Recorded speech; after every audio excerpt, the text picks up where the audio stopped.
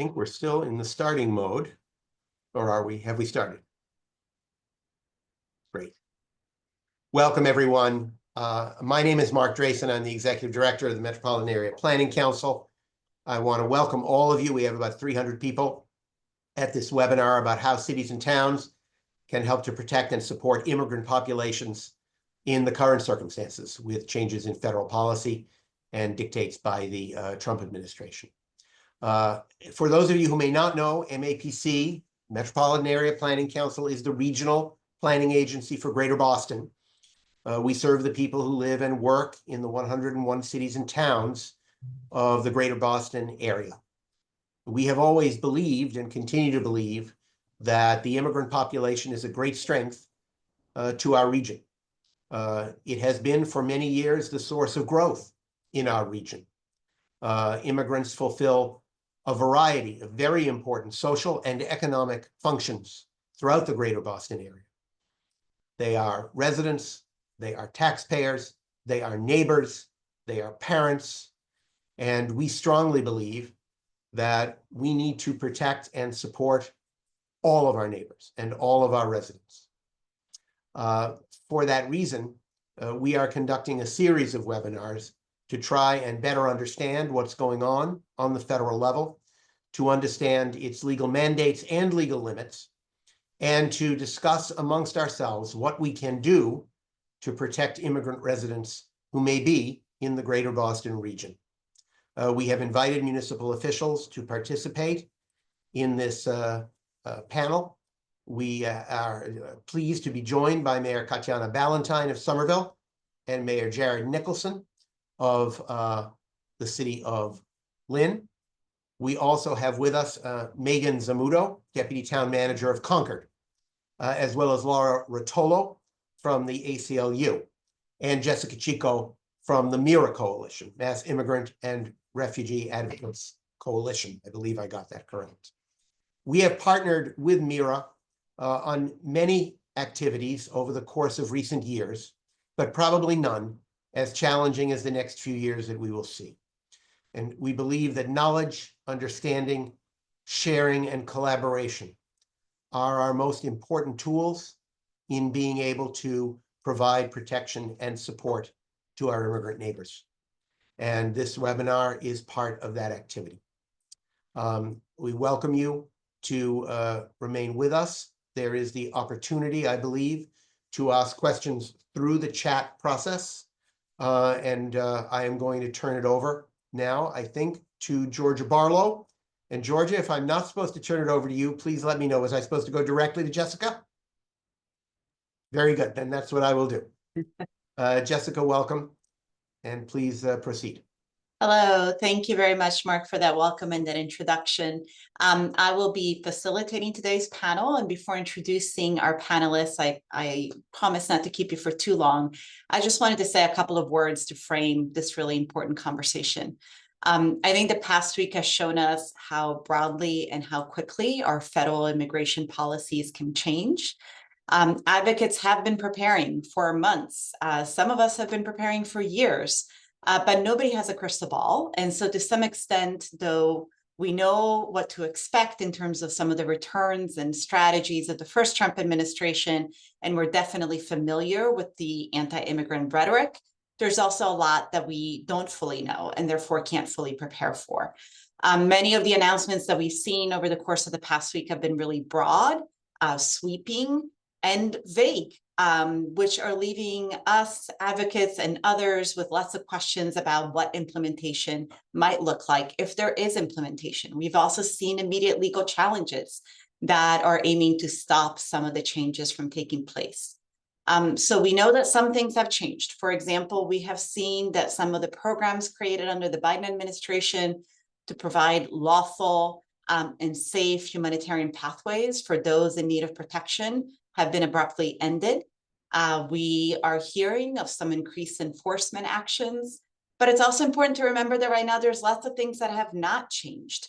We have not received any changes that would impact currently individuals who have DACA or who hold temporary protected status, or even those who entered in various parole programs and still have valid parole status. At the same time, we're also seeing and monitoring how our own state government is responding to the moment. And I just kind of, before I introduce the panelists, want to say that in this very quickly shifting landscape, it's more important than ever to have access to timely, and I would say more important than timely, accurate information in this era of just so much over information and misinformation. And that I really see a role for municipalities to be a source of trusted information in their communities. And so I wanted to share a couple of places where you can yourselves go to get trustworthy information. Of course, MIRA's Know Your Rights page, which I'll drop. Actually, I'm not sure if I can drop in the chat, but we will share out with all participants after the fact. We are also putting out multilingual, a very accessible information on policy changes that directly impact our immigrant communities here in Massachusetts. We're doing that primarily through our social media channels. And then there's a wealth of sources of information, but I specifically wanted to highlight the National Immigration Law Center, NILC, which has done a tremendous job over the past week in digesting information, not only for advocates and lawyers, but also more community-facing Know Your Rights resources and information.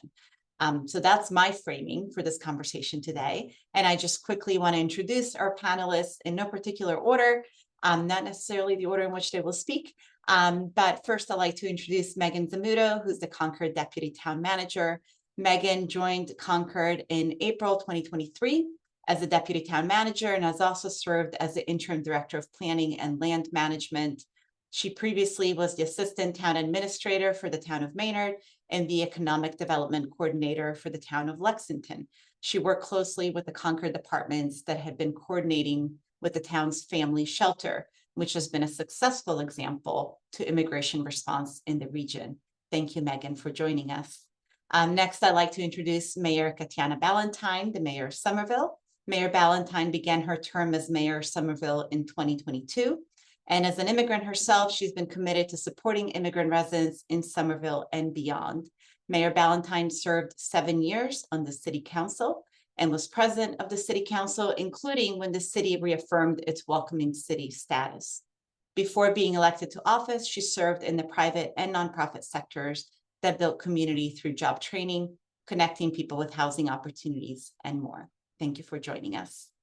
Then I'd like to introduce another mayor, Mayor Jared Nicholson, Mayor of Lynn. Mayor Nicholson began his term as mayor in 2022 and has been focused on supporting the community by improving schools, housing opportunities, and job access in the community. Previously, Mayor Nicholson served 3 terms on the Lynn School Committee and was a law professor at Northeastern University, where he worked with and researched small businesses. Mayor Nicholson worked as a business lawyer for startups and as a legal services attorney in Lynn, and has worked to include the large immigrant community in his work to invest in and support the city. Thank you for joining. And finally, last but not least, and in fact, I'll turn my first question to you, is Laura Rotolo, the Field Director of the ACLU of Massachusetts. Laura first joined the ACLU of Massachusetts in 2007 as a Human Rights Fellow studying immigration detention conditions, and was part of the legal team that challenged the legality of the largest immigration raid in Massachusetts, and let's hope it stays that way. She's dedicated to working with advocates at the local, state, and federal levels on issue-based campaigns and community building efforts, and is an expert in immigrant legal matters. So thank you to all of our panelists for joining us today. And the way we will run the panel is I have a question for each of the panelists, and then I have a question that I would like to ask of all the panelists before we wrap up, and then time allowing, we might turn to some of the questions that might be coming in from the audience. So my first question is for you, Laura. We have seen, as I mentioned in my framing, a lot of changes in immigration policies in the past week, including threats of prosecution and defunding, specifically targeting cities and towns deemed to be sanctuary cities. Specifically, the Department of Justice issued guidance last week relating to cities and towns' response to federal immigration efforts. So I'm wondering if you can talk a little bit about this guidance, what it might mean for municipalities here in Massachusetts, and also what municipalities need to know about the threats to deny federal funding to sanctuary cities. Thank you so much, Jessica, and thank you to everyone on the panel and who's here today. Again, I am here with the American Civil Liberties Union. Very happy to be with you all in this incredibly timely panel. So much has changed, and yet we are only 1 week into this administration. So one thing I keep reminding myself is that we do need to wait and see how a lot of this shakes out. But we do have some guidance to talk about.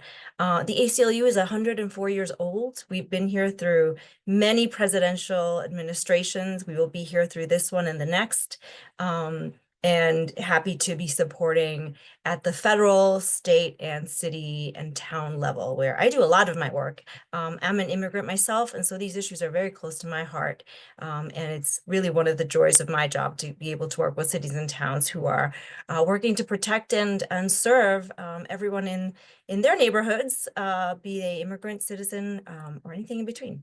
So that's just my introduction to get into the sort of nitty gritty, which I know everyone is wanting to learn more about. We did see some guidance from the Department of Justice come down last week.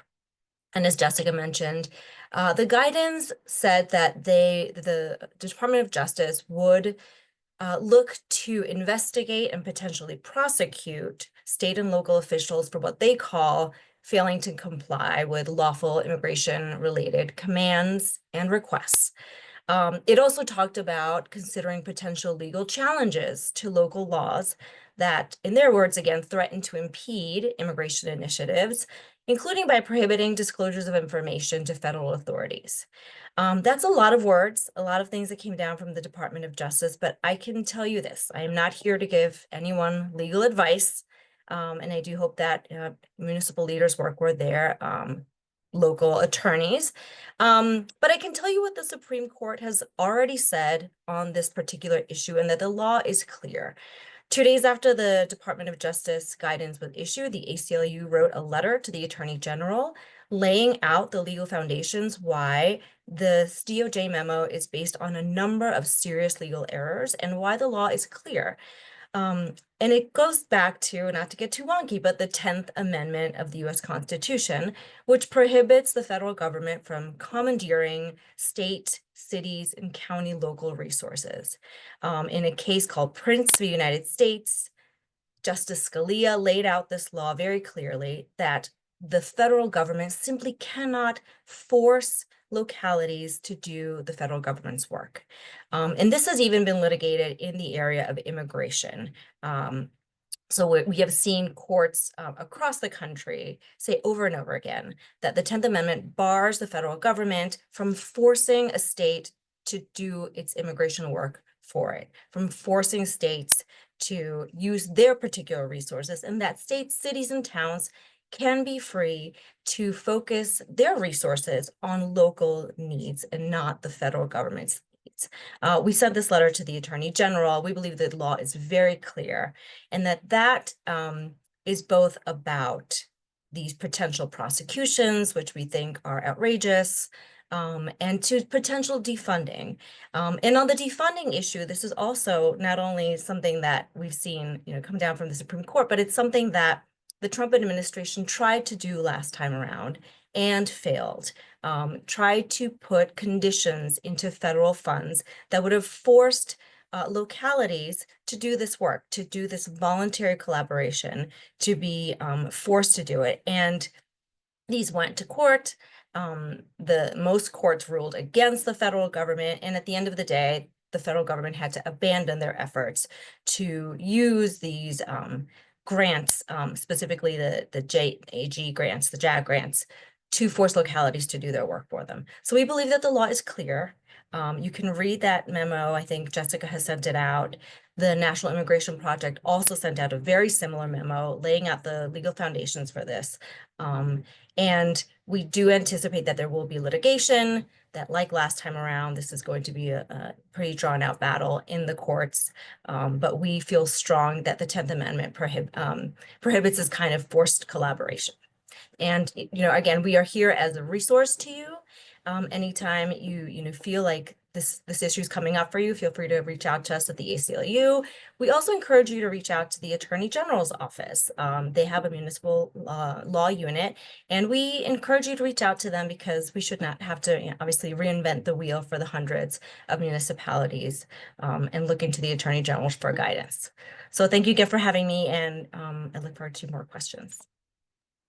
Thank you so much, Laura. In a time when there's so much scary messaging, it's actually really nice to have someone share a reassuring message that is really grounded in law and a legal analysis. So I appreciate that.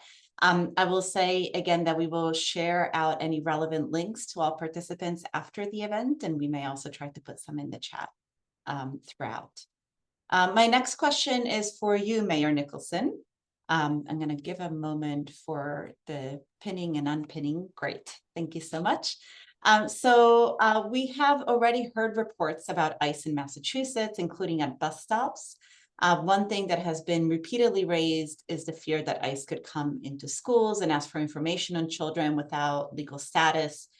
This has happened in neighboring states during the first Trump administration, though it did not happen in Massachusetts. And I also want to say that the Attorney General's office just this week issued really helpful guidance for both K through 12 schools, as well as institutions of higher education that address some of these concerns. But what are the ways that Lynn in particular has been thinking about protecting school-age children and their families, and what steps have you taken to support your residents? Yeah, thank you so much, Jessica. Thank you to all my panelists and everyone who's joining here for this really timely and helpful discussion. We believe really strongly in the city, Lynn, that we are a welcoming, inclusive community, and that everyone deserves peace. Everyone deserves public safety. And, I strongly believe that those goals are mutually reinforcing. When folks feel like they belong and are part of the community, they're going to do the activities that we need them to do to help keep everyone safe.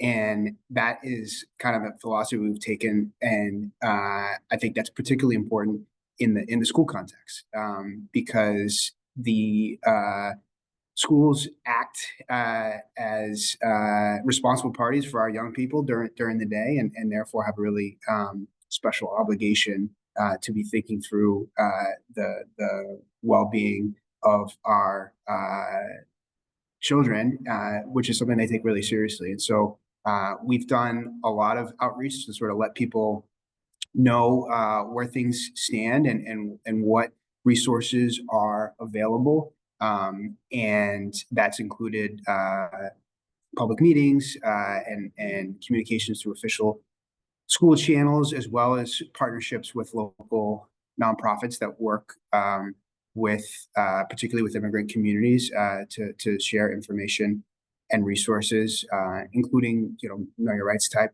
training, because everybody has rights, and those differ depending on your situation. But it's important for folks to know that, and to know that who they can go to. We have found the Attorney General's office to be really helpful, and that guidance to be helpful. And so we've also taken steps not only to have the policies in place that we think make sense for the district, but also to try to make sure that folks are aware of those policies. So training our faculty and paraprofessionals and other school employees about what is happening and what the district's approach is. Of course, there is a tremendous amount of uncertainty in that, and that's really the challenge. And when you hear these pronouncements coming from Washington, we don't know what they mean yet. Our employees don't know what they mean yet, and it is creating a lot of concern. And we're doing our best to work with our partners in government and outside of government to get answers to those questions. But I think coming from the premise that we are better off working together to help everybody feel safe and be safe. I think that idea is animating a lot of the focus that we're seeing on this.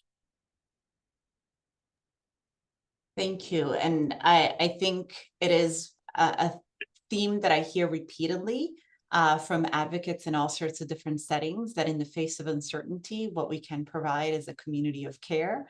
And that is incredibly important. And it's heartening to hear that that is happening in so many places throughout the state.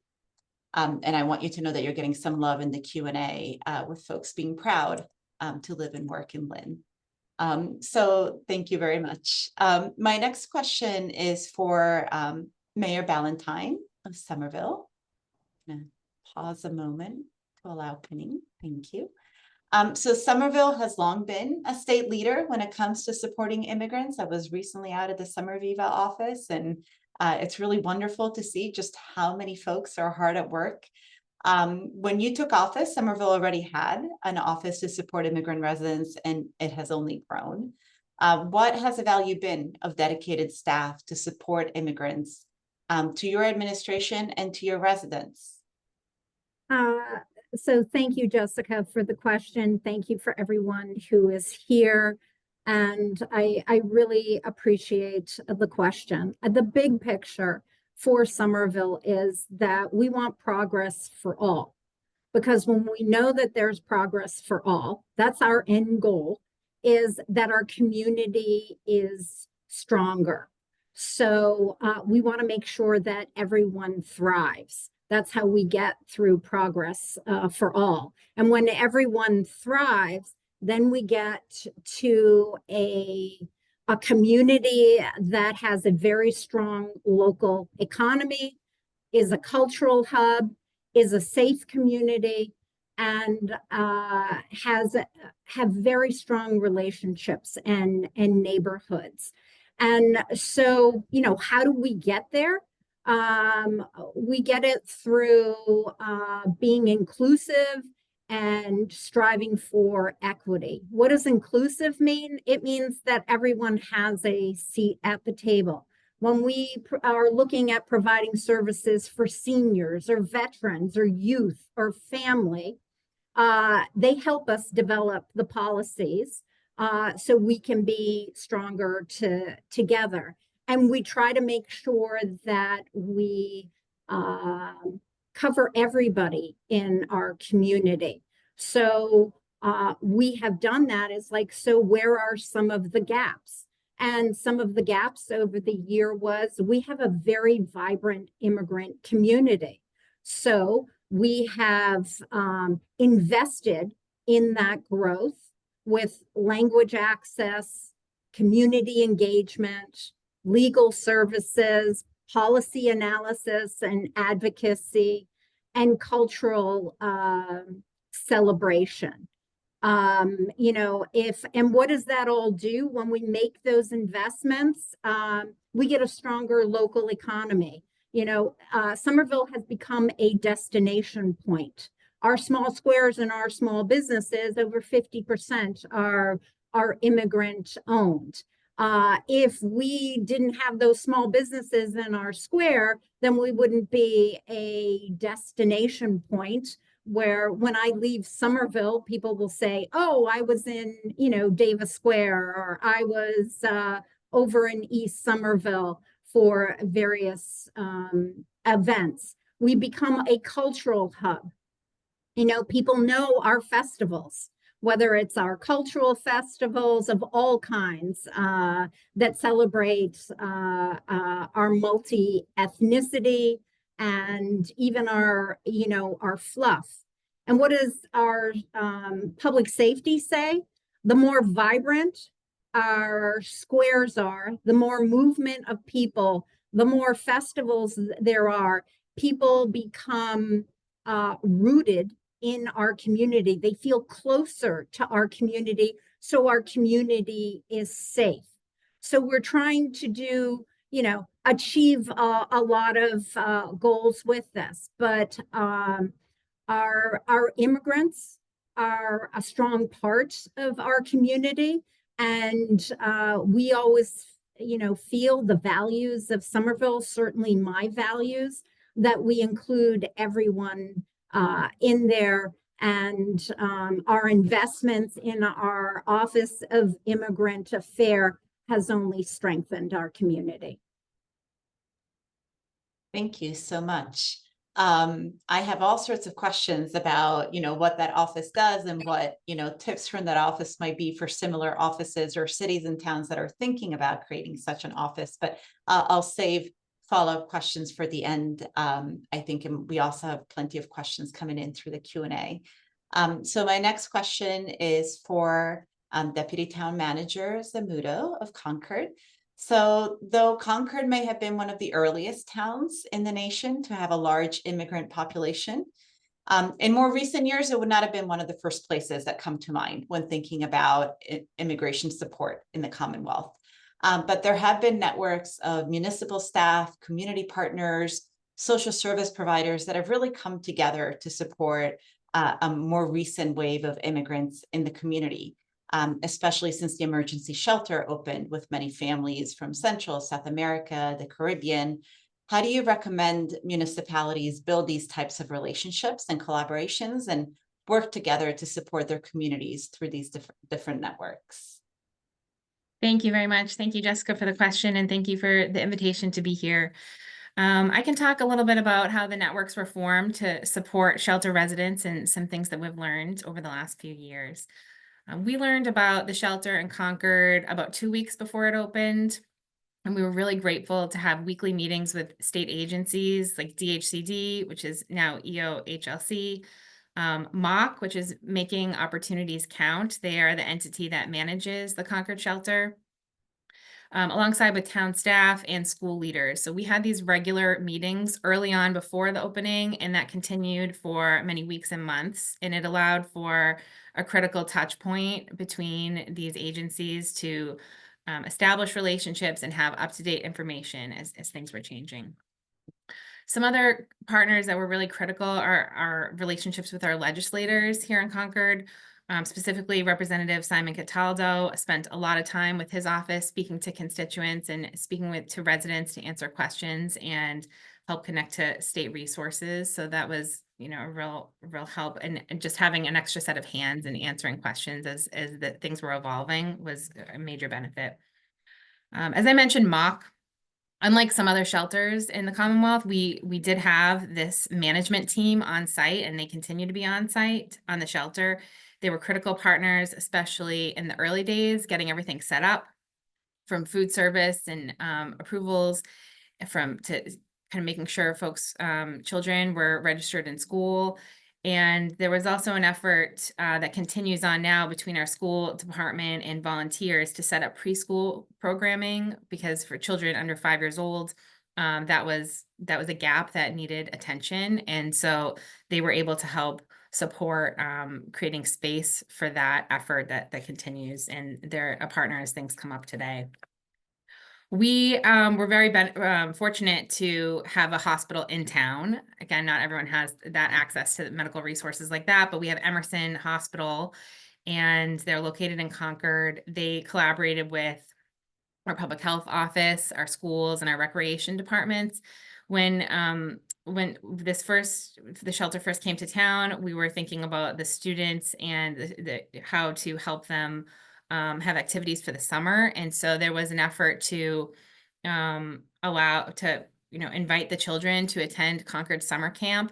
But to do that, we needed to have a lot of things in place, including screenings and vaccinations. So there was a real partnership between schools, our recreation, Emerson Hospital, and our public health office to line everything up to make sure those vaccinations and screenings were in place to welcome those students to summer camp.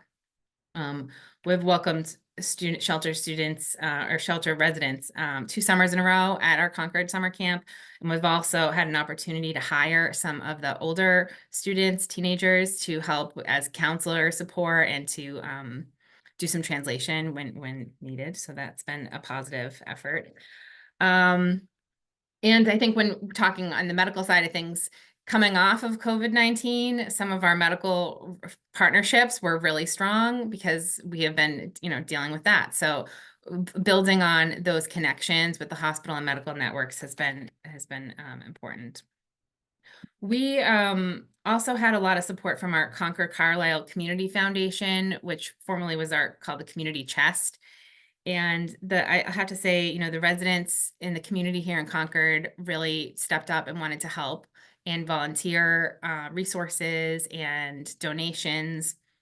And I think in a lot of communities, trying to funnel that and coordinate that is a major effort. And we were really fortunate to have this organization streamline contributions, act as a donation center, set up online wish lists so that the generosity could be really harnessed and used for critical items that were needed. So that was a really valuable resource. And as I mentioned, we had a lot of staff support that were in place that could assist with this effort between our community services staff, recreation, public health, and schools. There's been an ongoing dialogue to address things as they come up. In preparation for this call, I spoke with our school superintendent again this morning, and when we found out about the shelter, she really reached out, Dr. Laurie Hunter reached out to other school districts to learn best practices, to learn about how different districts are supporting immigrant populations. We tripled our ESL support staff, and actually the school department hired 10 shelter residents, many of whom have remained, valuable employees today, a couple years later. There, problems still arise from time to time. This location that we have was not meant for long-term residential use, and it's having an impact on the facility. Lunch service was removed in the summer of 2024. And so we're working with MOC, our partners and other community partners to explore access to kitchens and how can we support the residents in preparing culturally appropriate food. And so there's, continued work to support the residents that live there and still working to build out our networks in the community. And so I think, in closing, while many of these relationships existed on some level between state, local, and regional community partners, this experience has really strengthened and expanded a lot of these networks. And we're still evolving and still working on many things, but I think this community has really aligned in supporting these new residents to the community. Thank you so much. And I particularly appreciate that you shared not just how your community has come together to welcome new arrivals, but also the very tangible ways in which new arrivals have been able to integrate and contribute to their new home. So I appreciate that perspective. I have one final question for all panelists. We can go in whichever order you prefer, and if there's no takers, I'll go ahead and call on someone. And then there's a few questions that have come in through the Q&A function that I might direct to a specific panelist or whoever wants to take it. But before we turn to questions from the public, the question that I have for everyone is one about access to information. And this is kind of what I started this conversation speaking to. So there's a lot of misinformation, both intentional and also accidental, that many times comes from a place of anxiety and kind of hearing a rumor and wanting to confirm it, and by seeking to confirm it, amplifying it, about immigration, enforcement, the rights of immigrants or lack thereof. And so I'd like to hear from each of you, including you, Laura, about what do you see as the role of municipalities in dispelling disinformation? What responsibility do you have, and what can municipal leaders and partners do to support narrative shifts?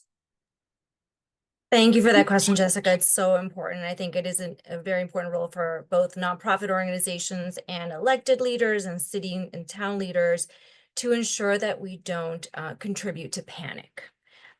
We know that this administration has promised large-scale immigration raids, that they have promised large-scale enforcement. We have not seen that yet. We have seen ICE doing what ICE does, which is arresting people. We have not seen a large raid in Massachusetts or elsewhere, but what we have seen is a lot of fear and panic, especially in social media. And so, for example, I've seen posts, oh, ICE is doing a raid at this market. ICE is doing a raid in this, area.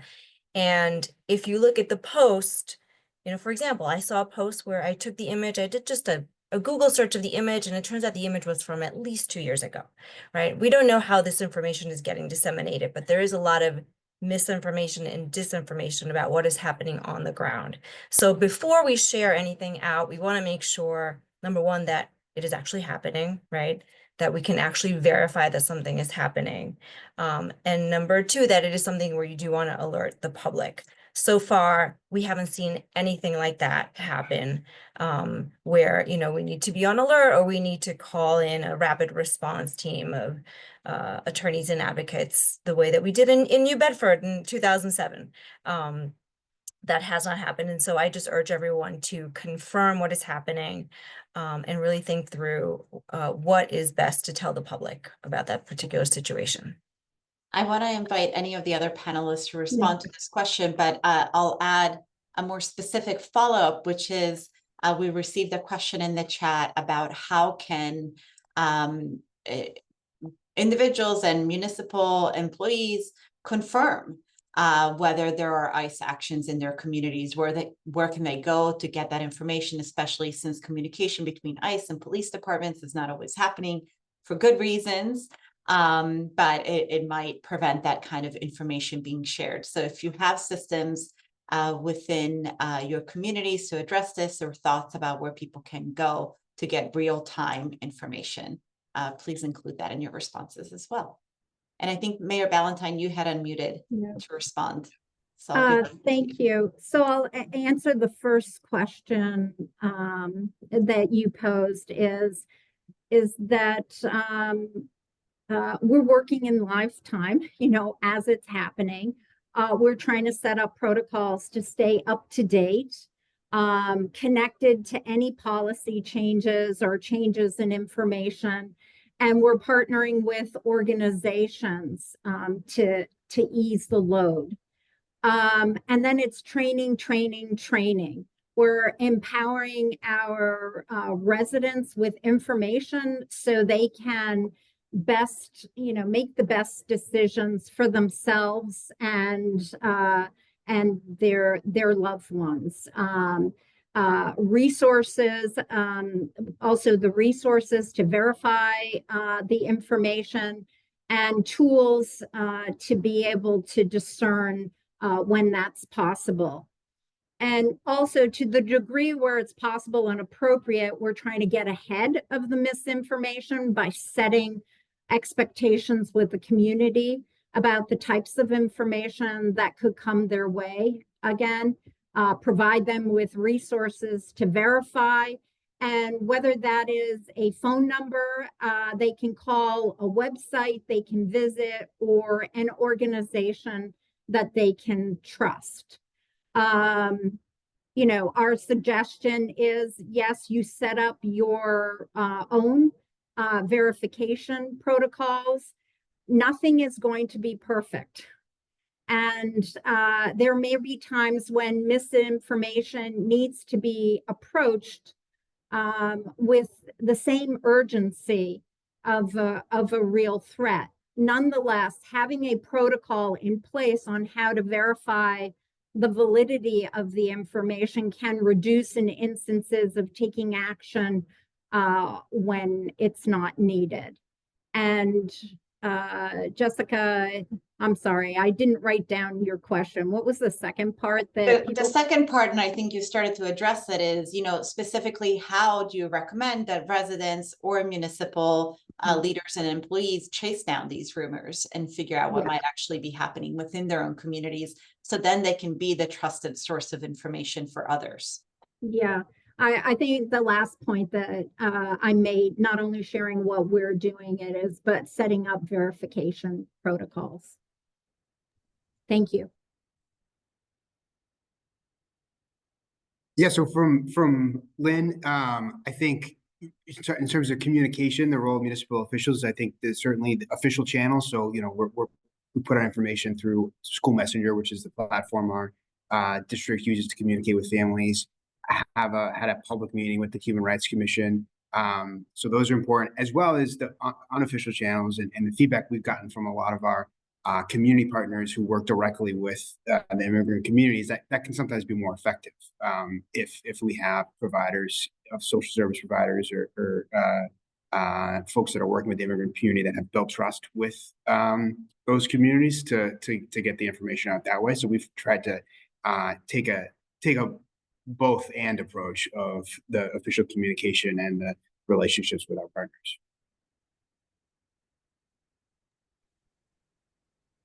I think for Concord, we're leveraging our partnerships here where when we're thinking about the shelter specifically, we're working with the state, we're working with MOC, we're working with our legislators and community organizations to make sure we have the same information. And but I'm really in listening mode here too, and hearing from my colleagues and others about the steps that they're taking. And I appreciate everyone's efforts on this. Thanks. And if I could just add, I mean, there's misinformation for sure. There's also conflicting information. There are people saying things and interpreting the law in a certain way, and then there are other folks that are saying the exact opposite. And as municipal officials, at some point, we're going to have to make decisions for ourselves and our communities. And for what it's worth, the 10th Amendment is a real thing, and the Constitution is a whole document.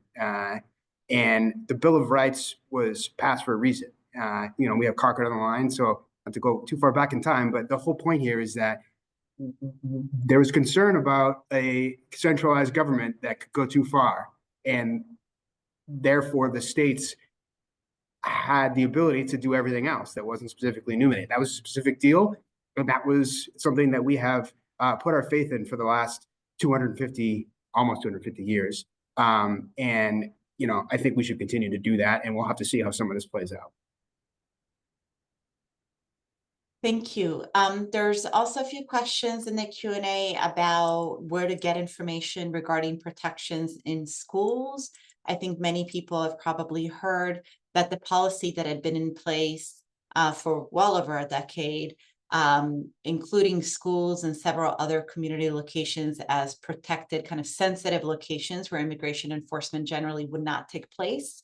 That policy was revoked by the Trump administration. It wasn't replaced by anything, but it kind of stripped that sensitive location status from schools, hospitals, and other community spaces. That, to me, there's a jump between that and assuming that large-scale enforcement is going to take place in any of those spaces, right? There's lots of good reasons why it should not.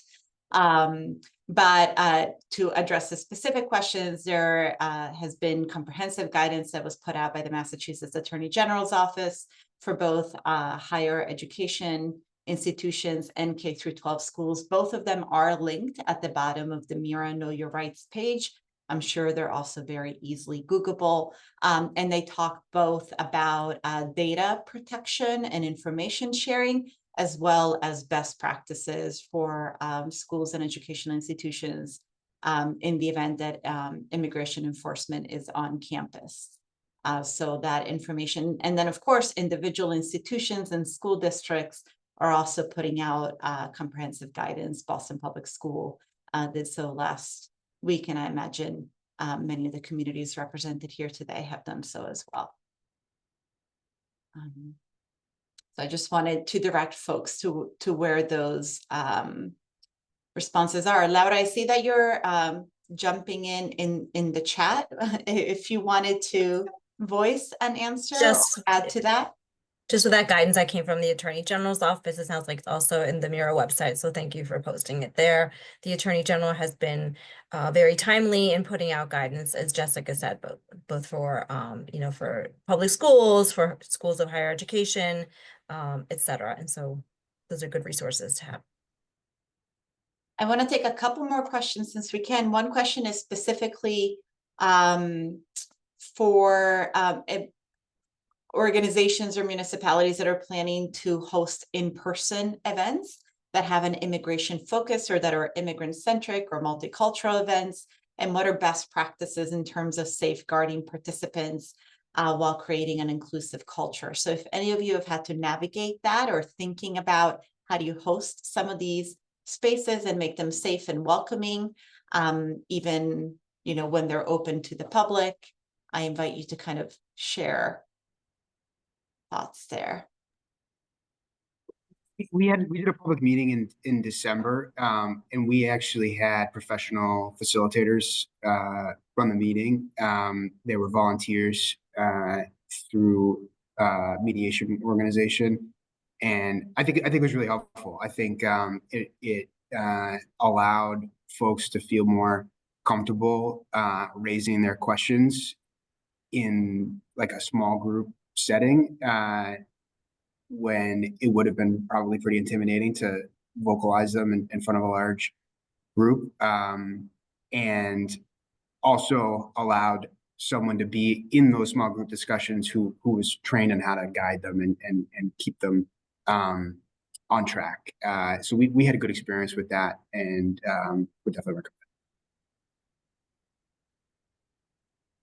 So for Somerville, I can chime in here. I mean, we always want to make sure that everybody's safe at all of our, meetings or our cultural celebrations. So I would say we have a very robust process in terms of all departments being aware of what is happening. We had an extremely successful Lunar New Year celebration this Saturday. This past Saturday, and it was successful. So I feel at this point in time, with the information that we have and the protocols that we put in place, normally we will continue to do that. And I guess one thing I do want to say is we also follow the law. We follow the law.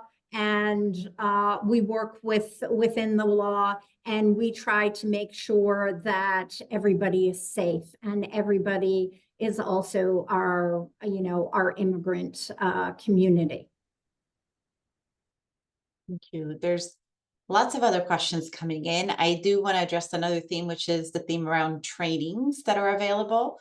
I will say MIRA has put out Know Your Rights information. We have shared the slides. We have shared pre-recorded versions of the training, and we are going out into communities, as I'm sure are the ACLU and many other providers in Massachusetts, just to share what people's rights are, everyone's rights, not just immigrant rights, right? These are all of our rights, and so that people can make informed decisions. And we are happy to provide those. You can certainly reach out to us to request those trainings, and a lot of materials are already available on our website as well. And I know that there are others, like I know the Somerville Viva office, many of their staff have been trained to provide the Know Your Rights trainings in their own communities in multiple languages. So there's lots of that work happening. I think we have time for maybe one more question before I ask you for any kind of closing thoughts, and I turn it back over to MAPC to close us out. But there are some questions about going back to the theme of schools and protections for students, messaging that you can send to families that might be afraid of sending their children to school. And we're already hearing this in some communities, children's attendance that might be affected, or to appear in other public spaces like libraries. So I know that we've talked a little bit about kind of balancing information about increased enforcement with welcoming messages. But if any of you can speak to trends that you're kind of preparing for or have already seen in your communities in terms of community participation.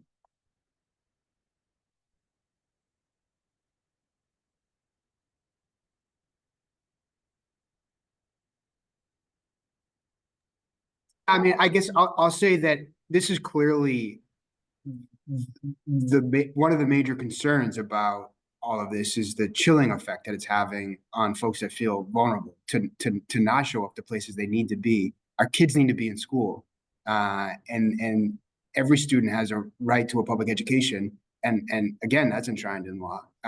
And so this is a challenge, and we will do our best to reassure folks with the information that we have. But it's also really in flux, and we're seeing things start to change on the ground already. So what we can do is share the best information we have and put in the protections in place that we think strike the right balance. And we've attempted to do that in the school department, and have had policies in place that are similar to the Attorney General's guidelines that were published, and we've reminded folks of that. But I think it goes back to trying to be open about communicating with the community and those who are serving and are in touch with those folks that feel vulnerable. Because if you're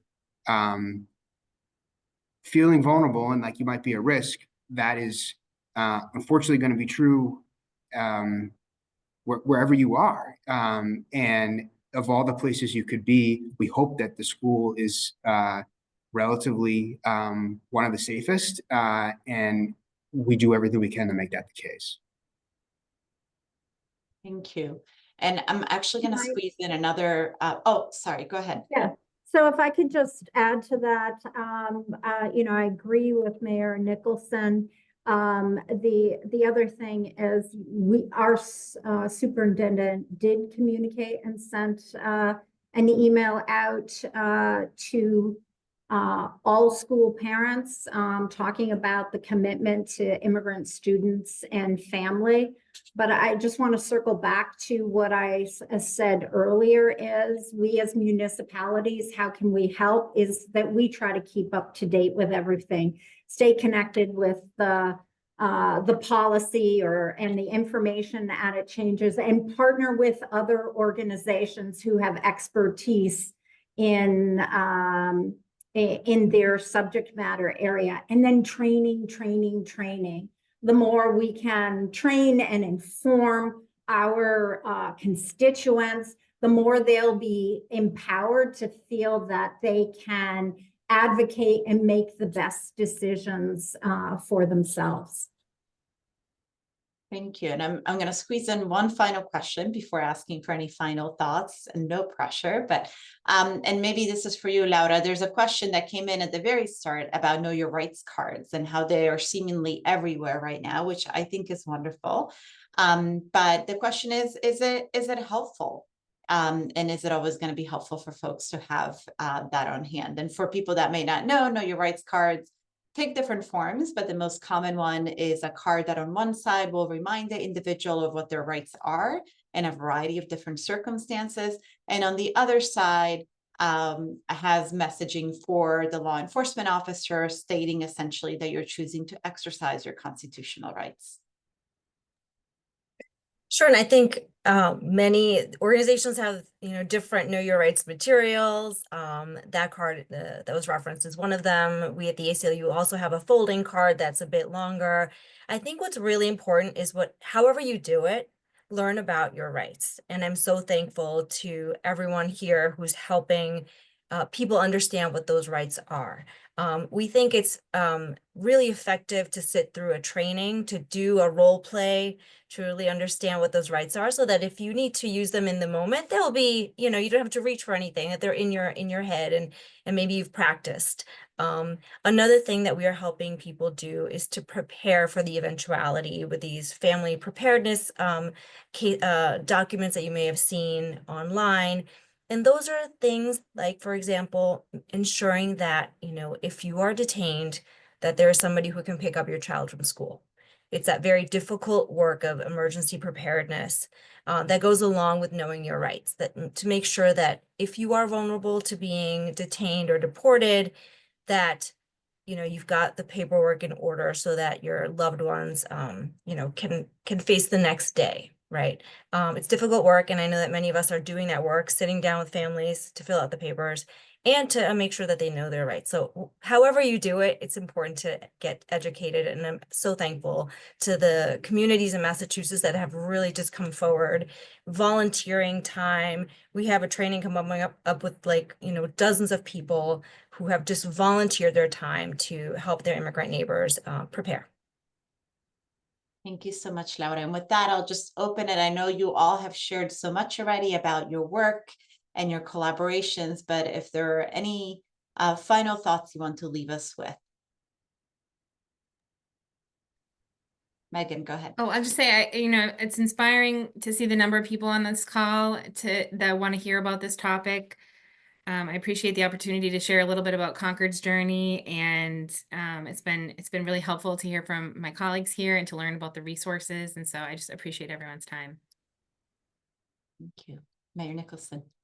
I just echo that. Thanks everyone for joining. Thank you to MIRA and MAPC for your help with this and your help as we navigate these issues, and my colleagues, local government mayor Valentine and others. And you know, we feel like we have great relationships with a lot of the agencies and doing this work at the state level and also on the ground here in Lynn, and as well as all of our departments. And it really is a collaborative effort to navigate this kind of situation. So appreciate it. Thank you so much. And Mayor Ballantyne, close us out. Okay. Thank you. So again, thank you, MAPC, my colleagues, everybody who is here. I am strong of the motto, you know, we're stronger together. Being able to be around people who are sharing information, best practices, is, you know, it's a good thing to feel as, you know, there are unexpected changes and in the time that we're in right now. So thank you, everybody. Thank you so much. And I'm going to pass it off to Lizzie to close us out. Thanks so much, Jessica. Hi, everyone. I'm Lizzie Wyan. I'm the Deputy Executive Director here at MAPC. I just want to thank you all so much for joining us today. You couldn't see the list, I think, of all the participants, but we actually had a lot of participants from state and federal agencies and stakeholders and partners and community-based organizations that we work with very closely at MAPC. We will be sending out some resources and information as a follow-up. A little bit was put in the chat, but there are actually a whole host of questions that are really specific, and we will follow up with information and get back to all of you. And I also just want to let folks know and remind folks that MAPC is here and eager to do this kind of coordination and collaboration and resource sharing. We create a lot of spaces for our cities and towns to share best practices with each other. So if you have specific questions about what's going on in your community, please don't hesitate to reach out to us, because we're eager to help all of our communities that we serve address these issues and think about them together as opposed to each municipality on its own. So thank you again to our panelists. You were wonderful. I think you created a really safe, welcoming, and informative space. And thank you to all of our participants who joined today. Have a great day, everyone.